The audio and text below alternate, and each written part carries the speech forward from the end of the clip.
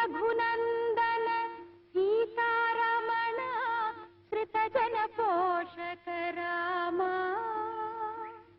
కారుణ్యాలయ భక్తవరద నిన్ను కన్నది కానుపు రామ క్రూర కర్మములు నేరక చేసి నేరములెంతకు రామా క్రూర కర్మములు నేరక చేసి నేరములెంతకు రామా దారిద్ర్యము పరిహారము చేయవే దైవ శిఖామణి రామా. నమస్కారం అండి. చిన్నపిల్లాడివి ఆ పాట పాడుతున్నావేంటి బాబు? భవసాగరం అంటున్నావి, అసలు ఆ మాటకు అర్థం తెలుసా? భవసాగరం అండి.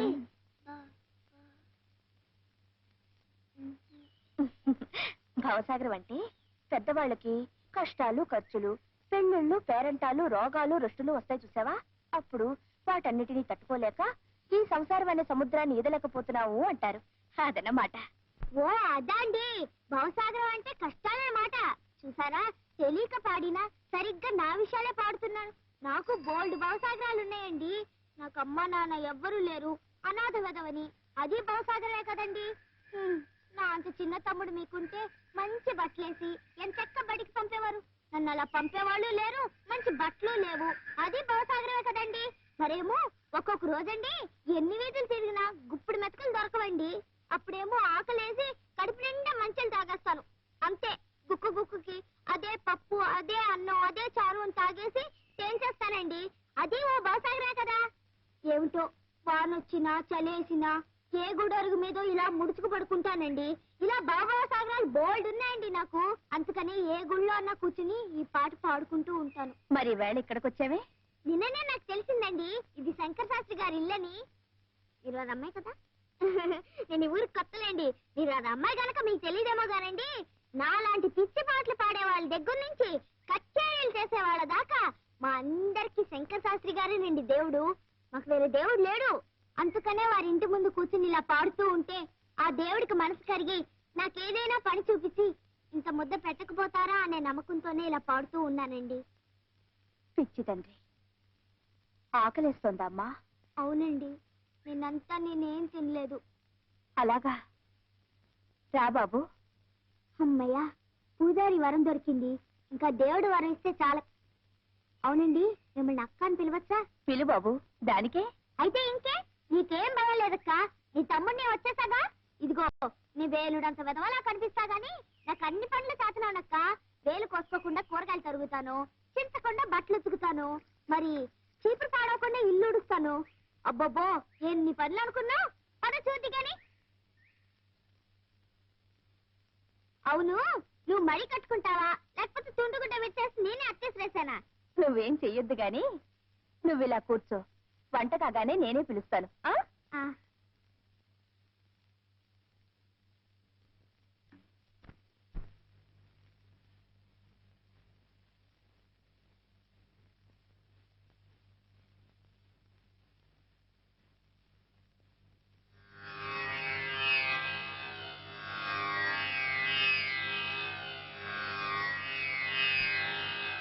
ఆ ఇంటి గుమ్మం తాకితేనే చాలు బాబు, తంబుర నాదం వినిపిస్తుంది.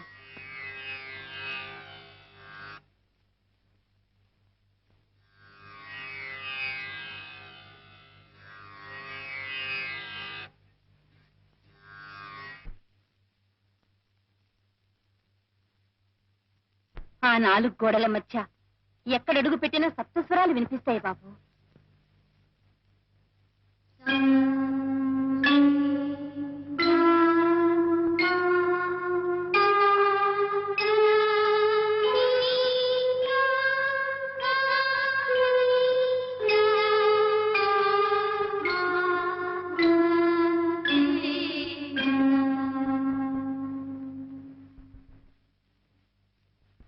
ఆ ఇల్లే సంగీత సరస్వతికి ఆలయం బాబు.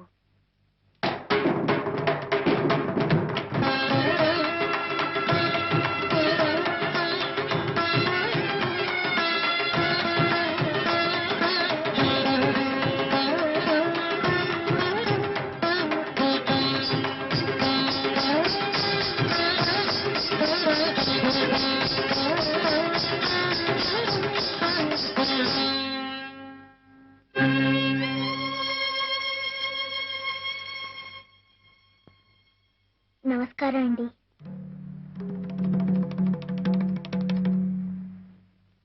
శారదా, ఈ కుంకం లోపలికి నువ్వు రానిచ్చావు?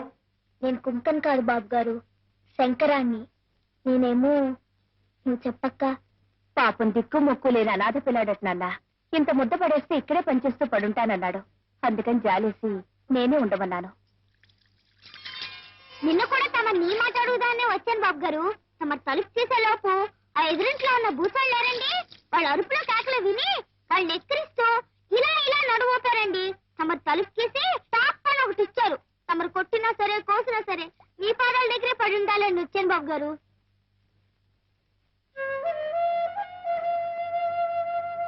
నా చిన్న పొట్ట కదండి, ఎక్కువ తినండి.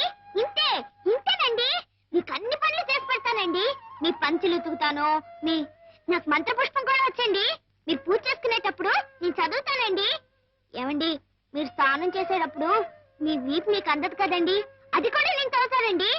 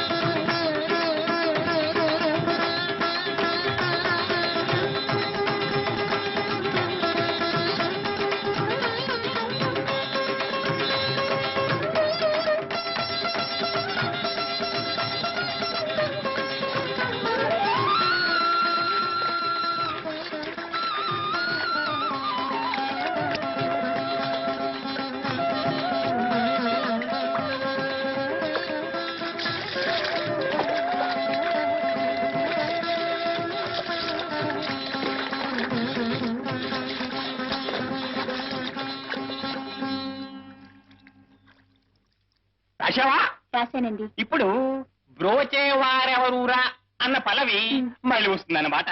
అది మీ ఇంట్లో రికార్డులు అవి చాలా ఉన్నాయి కదా? ఉన్నాయండి. ఈ కీర్తన ఎప్పుడైనా విన్నావా? విన్నాను మాస్టారు. ఎలా విన్నావో పాడు. బ్రోచేవారెవరురా నిను వినా రఘువరా. ఆపే అదే మీకు నాకు ఉన్న వ్యత్యాసం. పూర్వం ఎప్పుడో పడవల్లో ప్రయాణం చేసేటప్పుడు పాడిన పాటను కట్టిన రాగం ఉన్నది. ఇప్పుడు బస్సులు, రైళ్లు, విమానాలు, రాకెట్లు, జాకెట్లు, జట్లు అన్ని వచ్చేసాయా? స్పీడు, లోకమంతా స్పీడే. మన దైనందిన జీవితంలో ఎలా అయితే స్పీడ్ వచ్చిందో అలాగే సంగీతంలో కూడా రావాలి. ఈ విషయంలో నేను చాలా ప్రయోగాలు చేశాను. కొత్త రాగాలు కనిపెట్టాను, కట్టాను. నిజానికి నాలాంటి మేధావి దగ్గర నువ్వు సంగీతం నేర్చుకోవడం అనేది నీ అదృష్టమే అనుకో. ఇంతకన్నా విషయంలో నేనేం చెప్పలేను. ఈ పాట అసలు ఎలా పాడాలంటే, ఎలా పాడాలండి? బ్రోచేవారెవరురా నేను వినా రఘువరా, నన్ను బ్రోచేవారెవరురా నేను వినా తట రఘువర తట నీ చరణం భుజములనే విడదాల కరుణ బ్రోచేవారెవరురా. ఓ చతుర నానా త్రివందిత నీపు పరా కేలనయ్య. ఓ చతుర నానా త్రివందిత. శంకరభరణం గారా, రండి. ముఖ్యంగా మీలాంటి ఛాందసులు నాలాంటి మేధావులు చేస్తున్న ఈ ప్రయోగాలు తప్పకుండా వింతీరాలి. అక్షరాల్ని నీ ఇష్టం వచ్చినట్టు విరిచేసి భావాన్ని నాశనం చేయడమేనటయ్యా ప్రయోగం. దాసు, ఆకలేసిన బాబు అమ్మా అని ఒకలా అంటాడు, ఎదురు దెబ్బ తగిలిన బిడ్డ అమ్మా అని మరొకలాగంటాడు, నిద్రలో ఉలిక్కిపిడి లేచిన పాపడు అమ్మా అని మరొక విధంగా అంటాడు. ఒక్కొక్క అనుభూతికి ఒక్కో నిర్దిష్టమైన నాదం ఉంది, శృతుంది, స్వరం ఉంది. ఆ కీర్తనలోని ప్రతి అక్షరం వెనుక ఆర్ద్రత నిండి ఉంది దాసు. తాదాత్మ్యం చెందిన ఒక మహామనిషి గుండె లోతుల్లోంచి తనకు తానే గంగాజలంలా పెళ్ళుబికిన గీతం అది, రాగం అది. మిడిమిడి జ్ఞానంతో ప్రయోగం పేరిట అమృతతుల్యమైన సంగీతాన్ని అపవిత్రం చేయకయ్యా. మన జాతి గర్వించదగ్గ ఉత్తమోత్తమైన సంగీతాన్ని అపభ్రంశం చేయకు. ఏమిటో ఈ గోళ? ఆయన పాటే కాదు, మాట కూడా అర్థమై చావదు నాకు. ఆండాళ్ళు, నీకేమైనా అర్థమైందా? బాగా అర్థమైంది మాస్టారు. తుడిచేయి, బుర్రలోంచి బుద్ధులిపోయి. ఇప్పుడు పాట నేర్చుకోమ్మా. నీకేం రాదు పో, నీ దగ్గర నేనేం నేర్చుకోను. ఆండాళ్ళు, ఆండాళ్ళు, ఆండాళ్ళు.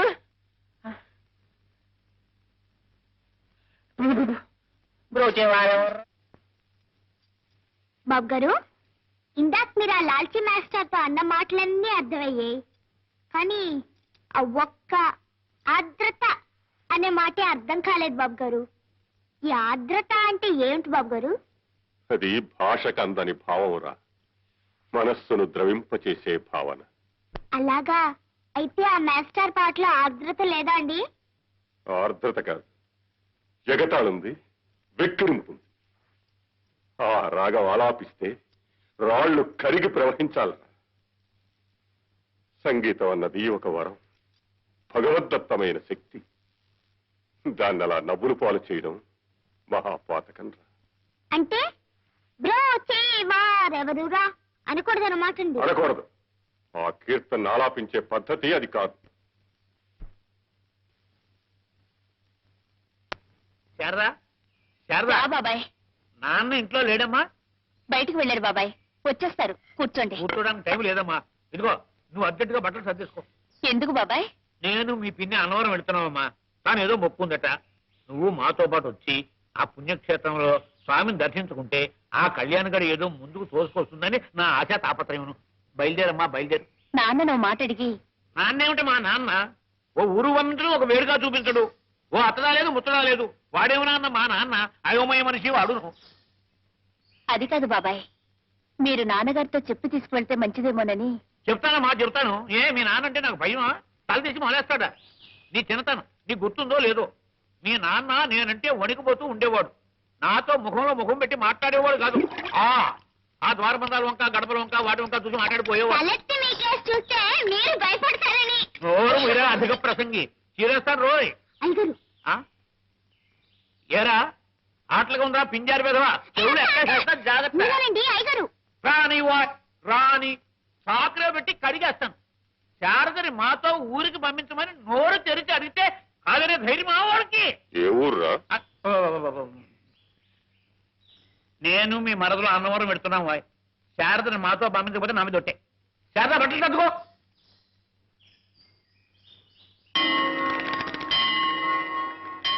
నా వల్ల కాదు, నేను ఎక్కలేను మహాప్రభు. రే కావుడా, నాకు ఆయాసం వస్తుందిరా. బాగుంది. రోజులు వచ్చి మధ్యలతో మొరబెట్టుకున్నట్టు నీకు ఆయాసం వస్తుందని నాకు చెప్పు. నాకు నీరసం వచ్చేస్తుంటాను. పరగడుపున కొండెక్కితే పుణ్యం వస్తుందని కాఫీ నీళ్ళైనా తాకుండా చెవు పుచ్చుకు లాక్కొచ్చావు కదా. ఎక్కవే, ఎక్కువ. సత్యనారాయణ ప్రభు, ఒరే నిన్నేరా? నన్న సత్యనారాయణ ప్రభు ఊరే అంటే దేవుణ్ణి ఇవ్వనుకున్నా. అపచారం. ఏమిటి? ఆ మరచెంబు తీసి కాసి నీళ్ళు ఎవరా, గొంతు తడుపుకుంటాను.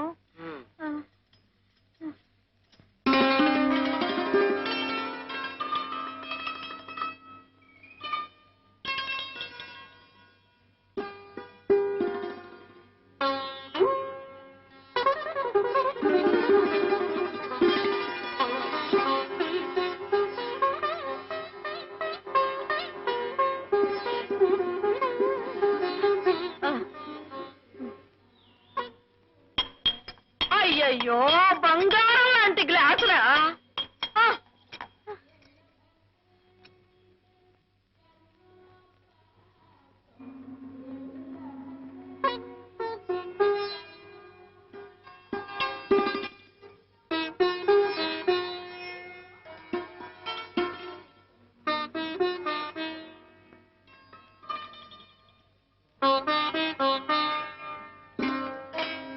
థ్యాంక్స్ అండి.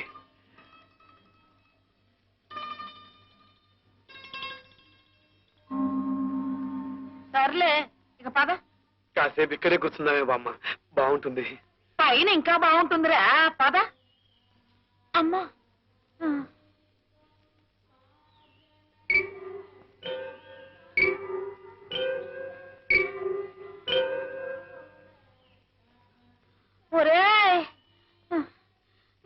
మళ్ళీ ఆయాసం వస్తుందిరా.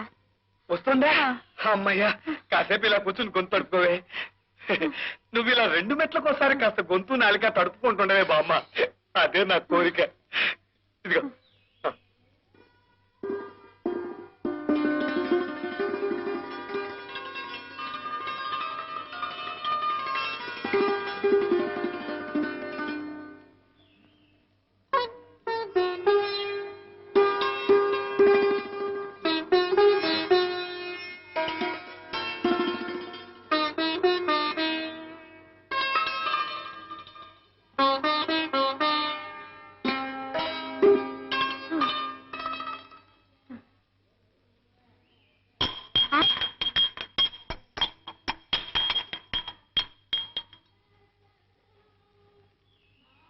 అంత చదువులేమిట్రా నీవి?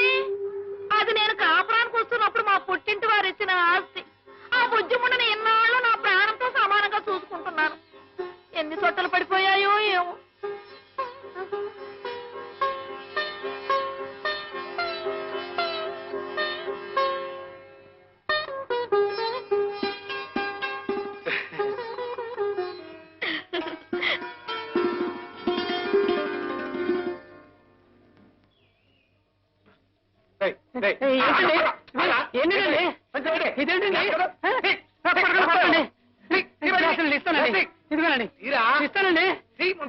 ఇదిగోనండి. ఎంత ఉన్నావు లేదో అమ్మా.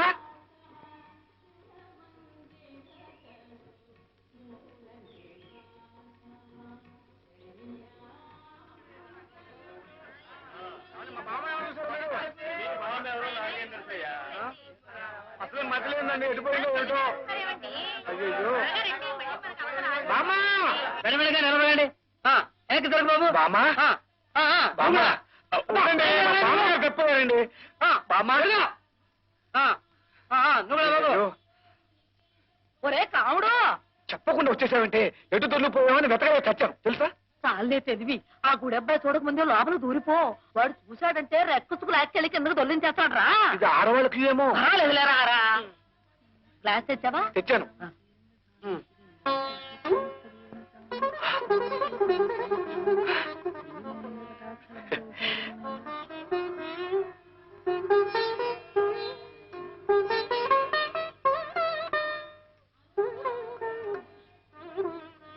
నడవండి, నడవాలమ్మా, నడవాలి. రండమ్మా, రండి. త్వరగా రావాలి సార్, త్వరగా రండి. రండమ్మా, రండి. మీరు ఆగండి. మమ్మల్ని ఆపేసామంటే లోపల ఖాళీ లేదు, తర్వాత వెళ్తురు కానీ. ఇదిగో మమ్మల్ని వెళ్ళనిచ్చి కావాలంటే ఆ వెనక వచ్చేవాళ్ళని ఆపే. అదేం కుదరదమ్మా, అంత సమానమే. 2 రూపాయలు పెట్టి బస్సు కట్టుకొని అక్కడి నుంచి ఇక్కడికి దేవుని చూడటానికి వస్తే ఆపడానికి నువ్వెవరవయ్యా?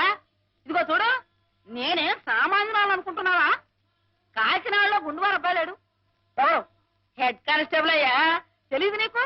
గుండువారు అబ్బాయి ఆ మేనల్లుడే. నువ్వు లోపలికి రా, లోపలికి రా. ఉండమ్మా, మీరు ఉండండి. నీ పుణ్యమా అంటూ స్వామి దర్శనం చక్కగా జరిగింది. నాకు కూడా తృప్తి ఉంది. అమ్మాయి నీకు ఎలాగైందమ్మా? బాగానే జరిగింది బాబాయ్. సరే ఇదిగో మీరు ఇక్కడ కూర్చోండి, నేను వెళ్ళి ప్రసాదం తీసుకొస్తాను. అలాగే. మీరెందుకు బాబాయ్, నేను వెళ్ళి తీసుకొస్తారా? తీసుకొస్తావా? మా అమ్మే మా తల్లి. ఇదిగో తీసుకెళ్ళి పట్రా పట్రా, ఇక్కడ కూర్చుని ఉంటాం, పట్రా.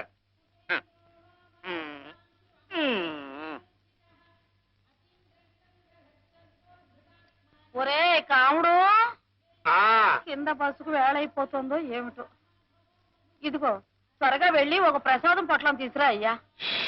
నా వల్ల కాదు. నువ్వే వెళ్ళి ప్రసాదం తీసుకొచ్చి నీ చేత్తో తినిపిస్తేనే తప్ప అంగుళం కూడా కదిలే స్థితిలో లేను. సరేలే, నేనే పెడతాను. ఉండవే పెద్దదాని నువ్వే కడతావు. నాకు నేను తీసుకొస్తాను.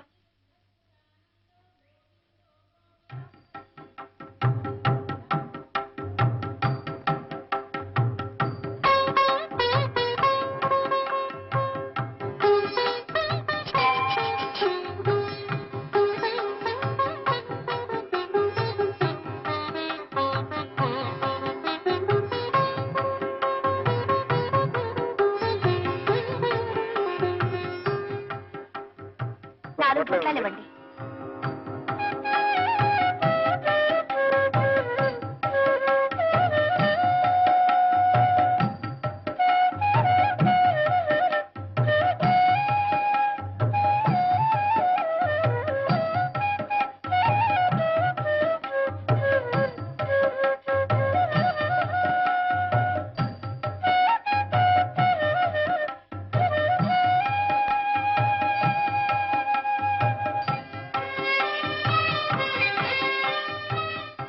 ఇదిగో పిన్ని.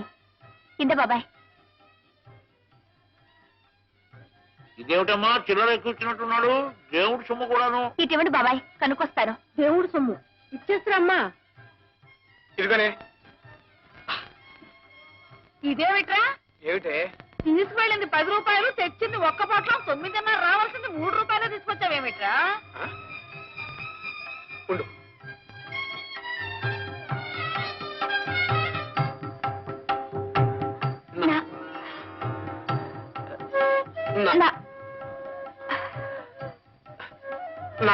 తెచ్చారండి. మీరు చూసుకోండి అయ్యా, నాతో చెప్పడం దేనికి?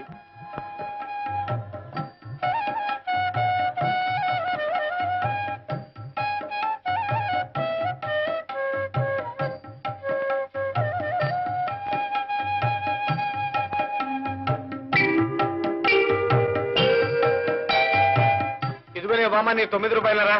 జాగ్రత్తగా చెంగును కట్టుకో. కాసిన మనుషులు ఎవరా? మరచెంబేది నువ్వేగా చెత్త పట్టు తిరుగుతున్నా. అవును. అయ్యో, అది ఎక్కడో గోవింద పట్టించేశావు. అది మామూలు మర్చబట్ట. నేను కాపురానికి వచ్చే రోజుల్లో. అంటే ఉండు, నేను వెతుకొస్తానుగా. ఇక్కడ కూడా లేదే. ఏమండి, నా మరచెంబు ఏమన్నా చూసారా? మరచెంబు. నన్ను అడిగితే నాకేం తెలుసయ్యా. ఎక్కడ పరచు వెతుక్కో. ఏమైపోయింది?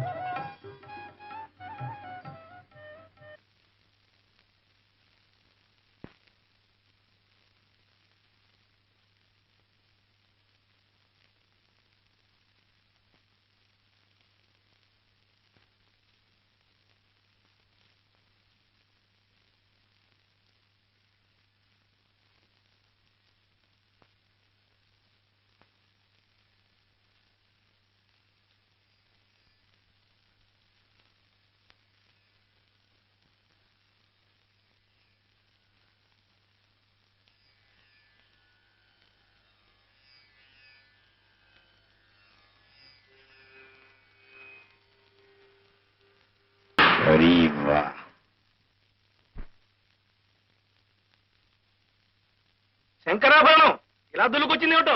పాపం పాప్ మ్యూజిక్ నేర్చుకుంటాడేమో గురూజీ. ఏమాస్టర్ ఏమంటారు? అర్ధరాత్రి అపరాత్రి లేకుండా మీరు ఇలా గావు కేకలు వేయడం తప్పంటాను. అర్ధరాత్రి అపరాత్రి గావు కేకలున్నా?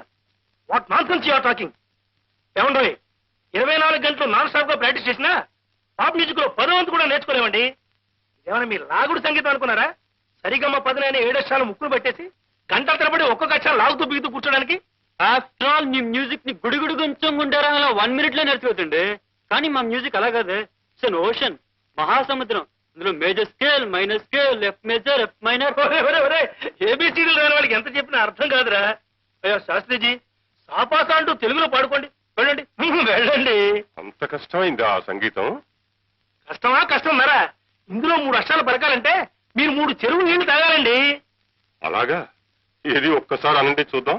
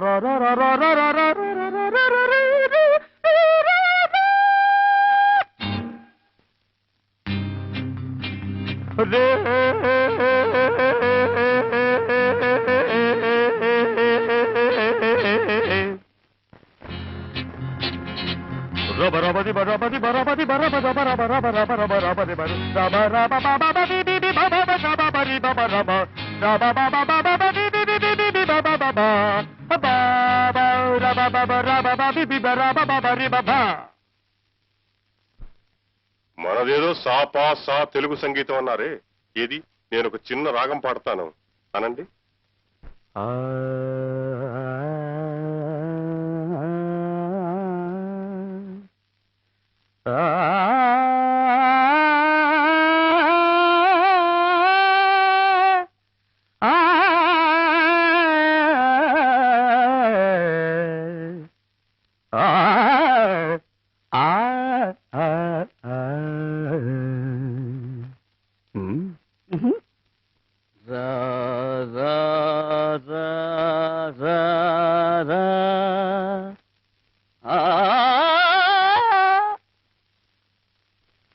Hereafter don't be silly, stupid and childish. Music is divine, whether it is Western or Indian. సంగీతానికి భాషా భేదాలు స్వపర భేదాలు ఉండవు. అది ఒక అనంతమైన అమృతవాహిని. ఏ జాతి వాడైనా, ఏ మతం వాడైనా, ఏ దేశం వాడైనా ఆ జీవధారలో దాహం తీర్చుకోవచ్చు. ఒక రకమైన సంగీతం గొప్పదని, మరొక రకమైన సంగీతం అతమమైనదని నిర్ణయించడానికి మనమెవరం?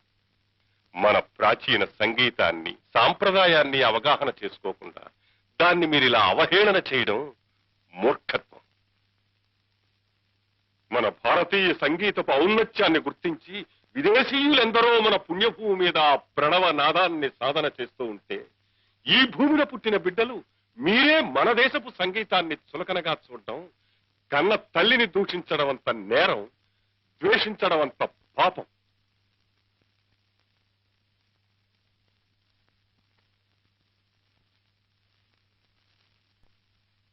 ఒక కిలో కట్టండి.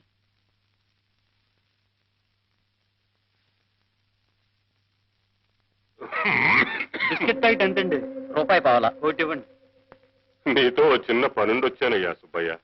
ఏమిటి, మళ్ళీ డబ్బు కావాలా? అవునయ్యా. ఇల్లు తాకట్టు పెట్టుకున్న నేరానికి ఎన్నిసార్లు ఎంత నిమ్మంటారు పంతులు గారు?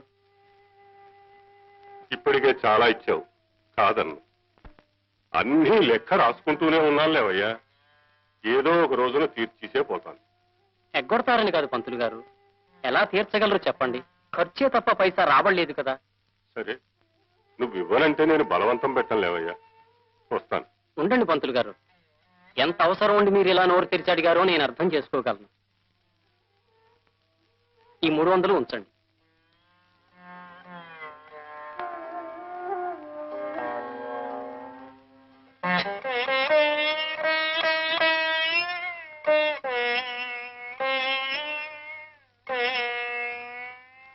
తీసుకో అమ్మా.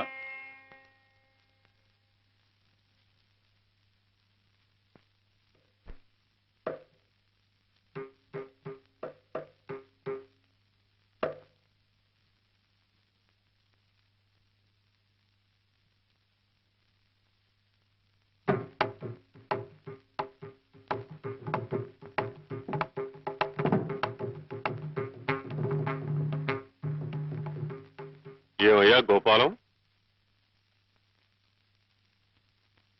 తాళం తప్పుతోందయ్యా. తాళం తప్పటానికి కారణం నే చేసిన తప్పే అయ్యగారు. తమని కాదని వచ్చేశాను. ఈ 12 ఏళ్ళు ఈ చేతులకి పని లేకుండా పోయింది అయ్యగారు.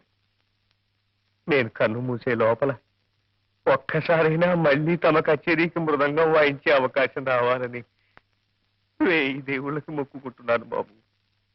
నీకు అవకాశం రావడం కాదయ్యా, జనానికి సుస్వరమైన సంగీతాన్ని వినే అదృష్టం లేదు. కానీ ఎల్లకాలం ఇలా ఉండిపోదు గోపాలం. మళ్ళీ శాస్త్రీయ సంగీతానికి ఆదరణ లభిస్తుంది. త్వరలోనే ఆ రోజు వస్తుంది గోపాలం. మీకు కొన్నంత మనోబలం ఉంది కాబట్టి మీకు అలా అనిపిస్తోంది. కానీ మహారాజులాగా బ్రతికిన మిమ్మల్ని ఇలా చూస్తూ ఉంటే నా గుండె నీరైపోతుంది అయ్యగారు. పిచ్చివాడా, నేను సంపాదించిన ఆస్తి కరిగిపోయినా ఆ దేవుడిచ్చిన ఈ స్వరం తరిగిపోలేదయ్యా. నేను బాధపడేది తిండి లేని రోజున కాదు, నేను పాడలేని రోజు.